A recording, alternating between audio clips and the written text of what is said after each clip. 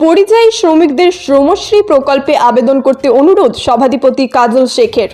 বাংলার পরিযায়ী শ্রমিকদের শ্রমশ্রী প্রকল্পের আবেদন করার অনুরোধ বীরভূম জেলার পরিষদের সভাধিপতি কাজল শেখের। আমাদের পাড়া আমাদের সমাধান কর্মসূচি এদিন বীরভূম জেলার নানুর ব্লকের উচ্চকরণ অঞ্চলে অনুষ্ঠিত হয়। এই ক্যাম্প পরিদর্শনে যান বীরভূম জেলা পরিষদের সভাধিপতি কাজল শেখ। সেখানে বাংলার পরিযায়ী শ্রমিকদের রাজ্য সরকারের নতুন শ্রমশ্রী প্রকল্পে আবেদন করার আহ্বান জানান তিনি।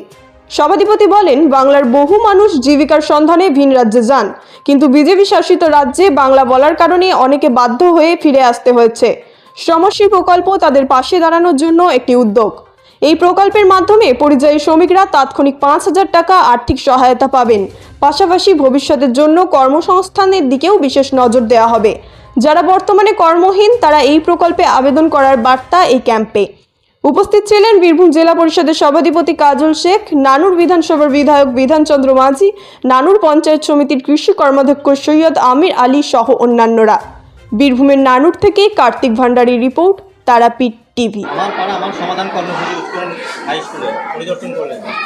দেখুন, আমাদের পাড়া আমাদের সমাধান কর্মসূচি বা কর্মযজ্ঞে আমি বা আমার বিধায়ক প্রতিদিনই কোনো না কোনো ক্যাম্পে আমরা গিয়ে উপস্থিত হই। কিন্তু আজকে সে দেখতে পেলাম মুচকন গ্রাম পঞ্চায়েতে আমাদের ব্লকের সমস্ত আধিকারিকরা, গ্রাম পঞ্চায়েত আধিকারিক, তিস্তর গ্রাম পঞ্চায়েতে উচ্ছিন্ন জনপ্রতিনিধিরা সকলে এসেছে।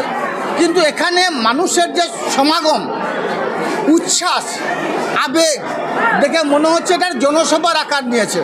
এখানে যেমন আমার লক্ষ্মী ভাণ্ডার মায়েরা এসে উপস্থিত হয়েছে, অন্যদিকে যারা প্রাপ্তবয়স্ক, যারা বয়োজ্যেষ্ঠ মানুষ, ইয়াং জেনারেশন, এমনকি আমার কন্যাশ্রী বোনেরাও এখানে এসে উপস্থিত হয়েছে তাদের দাবি দাওয়া নিয়ে।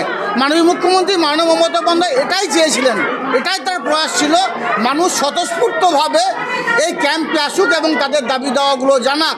এখানে আজকে দেখতে পেলাম তারা নিজেরা ক্যাম্পে এসে তাদের দাবি দাওয়াগুলো জানাবে এবং যেটা কি বিষয় নিয়ে আলোচনা করা উচিত সেগুলো, যেমন ব্লকের আধিকারিক, আমার বিধায়ক এবং আমরা যেভাবে বলে দিয়েছি, আশা করি তারা সুস্থভাবে, যেহেতু প্রচুর জনসমাগম হয়েছে, সুস্থভাবে একের পর এক একটা লিপিবদ্ধ করবে এবং 3 জনকে এখানে সভাপতি করা হবে প্রত্যেকটি বুথের। তারা সভাপতি হিসাবে first priority, second priority, third priority দেবে এবং মাননীয় মুখ্যমন্ত্রী মাননীয় মমতা বন্দ্যোপাধ্যায় এটাও বলেছেন যে বড় কাজগুলো লিপিবদ্ধ করা হবে, কিন্তু সেটা আগামী দিনে গ্রাম পঞ্চায়েত, পঞ্চায়েত সমিতি এবং জেলা পরিষদের অ্যাকশন প্ল্যানে যদি তার থেকেও বড়ো কাজ হয় সেটা আমরা স্টেট ফান্ড বা RIDF ফান্ডে পাঠিয়ে দেবো, সেখান থেকে করা। অর্থাৎ মানুষের যে দাবি দেওয়া, যে চাহিদা, প্রত্যেকটি পূরণ করা হবে। এটা আমার কথা না, এটা আমার মাননীয় মুখ্যমন্ত্রী মাননীয় মমতা বন্দ্যোপাধ্যায়ের কথা। নতুন প্রকল্প সমস্যা, হ্যাঁ, সমশ্রী প্রকল্প নিয়ে মানুষকে একটু অবহিত করার জন্য আমরা সকল দুয়ার প্রকল্পে যারা আমাদের MLA থেকে শুরু করে মন্ত্রী যারা যাচ্ছেন ব্লকে আধিকারিক, তাদেরকে আমি রিকোয়েস্ট করব যে বিষয়টি নিয়ে একটু আলোচনা করা প্রয়োজন আছে। সমশ্রী প্রকল্পটা এখন মানুষের মধ্যে প্রচার করার প্রয়োজন আছে, প্রচারে আলোয় নিয়ে আসার প্রয়োজন আছে। তার কারণ সমশ্রী প্রকল্পটা কি এখনও সমস্ত মানুষ জানে না। সমশ্রী প্রকল্পটা হচ্ছে মাননীয় মুখ্যমন্ত্রী মাননীয় মমতা বন্দ্যোপাধ্যায়। আমরা বাংলা ভাষায় কথা বলি, আমরা বাঙালি, এটা আমাদের গর্ব। কিন্তু আমরা যখন বিজেপি শাসিত রাজ্যগুলোতে যাচ্ছি আমাদের পরিবারের ছেলেমেয়েরা কর্মসংস্থানের উদ্দেশ্যে, যদিও আপনাদের জানা আছে এটা ভারতবর্ষ সংবিধান দ্বারা পরিচালিত হয়, আমরা একটা রাজ্য থেকে অন্য রাজ্যে কর্মসংস্থানের উদ্দেশ্যে যেতে পারি, এটা আমাদের সাংবিধানিক অধিকার। তৎসত্ত্বেও আমরা বাংলা ভাষায় কথা বলি, এই হিসাবে অন্য রাজ্যে অর্থাৎ বিজেপি শাসিত রাজ্যগুলো যখন আমরা যাচ্ছি তখন আমাদেরকে ডিটেকশন ক্যাম্পে পাঠানো হচ্ছে, থানায় বসিয়ে টর্চার করা হচ্ছে, এমনকি বাংলা ভাষায় কথা বলি বলে আমাদের বাংলাদেশ পাঠিয়ে দেওয়া হচ্ছে। এর ফলে পরিযায়ী শ্রমিকের যারা পরিবার তারা ভীত সন্ত্রস্ত হচ্ছে। তার জন্য আমাদের মাননীয় মুখ্যমন্ত্রী মাননীয় মমতা বন্দ্যোপাধ্যায় আহ্বান জানিয়েছেন সমশ্রী প্রকল্পের মাধ্যমে এককালীন 5,000 টাকা দেওয়া হবে। অর্থাৎ সেই সমশ্রী যে শ্রম করতে গিয়েছে, যে কাজ করতে গিয়েছে, সেই পরিযায়ী শ্রমিকটা যদি বাড়ি ফিরে 5,000 টাকা পাবে, তারপর প্রত্যেক মাসে তাকে 5,000 টাকা দেওয়া হবে কমসে কম 1 বছর।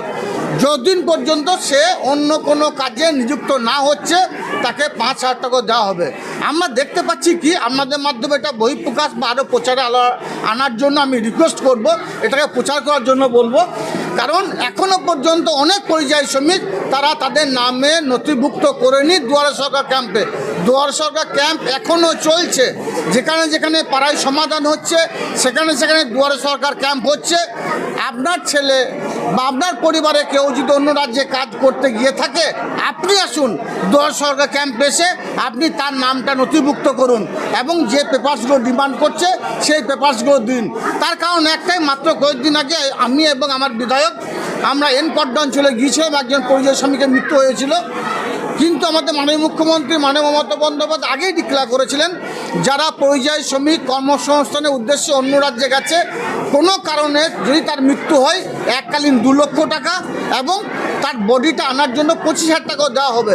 সে তার নামটা নথিভুক্ত করেনি, অর্থাৎ সে 2 লক্ষ টাকাও পেল না, 25,000 টাকাও পেল না।